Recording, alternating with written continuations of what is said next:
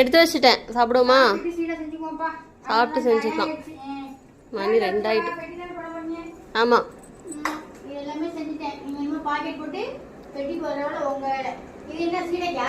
இல்ல இது வடை மாவு கலக்கிறதுக்காக. சரி, சீடைக்கு மாவு எடுத்து வச்சிருங்க. அதையும் ஒரு இதாக சாப்பிட்டுட்டு சீடைக்கு செஞ்சுடுவோம். இப்போ சீடை ஒன்று ரெடி பண்ணிக்கிட்டு இருக்கோமா. அதனால இப்போ சீடை ஒருத்தவங்க 1 கிலோ கேட்டிருக்காங்க. இனிப்பு சீடை. இப்போ அதுதான் சாப்பிட்டுட்டு செய்ய போகிறேங்க. எங்கள் வீட்டில் என்ன சாப்பாடுன்னு பார்த்துருவோம் வாங்க. இன்னைக்கு மாம்பழம் வரேன்.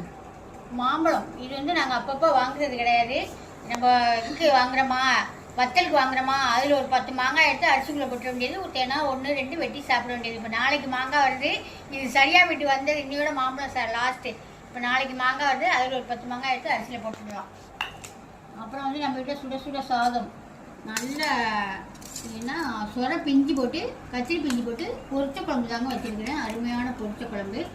அப்புறம் வந்து இது வந்து நேற்று வச்ச சாம்பார் முருங்கைக்கீரை போட்டு நல்லா பொட்டன்னு சூடு பண்ணி வச்சுருக்கிறேன். இந்த இவ்வளோ தான் அன்றைக்கி நம்ம வீட்டில் தொட்டுக்க. மாம்பழம் ஒன்று தான். முறுக்கெல்லாம் சுட்டுக்கன்னா வேணா அதில் ஒன்று முறுக்கு எடுத்துட்டு சாப்பிடுவோங்க. எங்கள் வீட்டில் இவ்வளோ தான் சாப்பாடு. உங்கள் வீட்டில் என்ன சாப்பாடு கமான்னு சொல்லுங்கள்.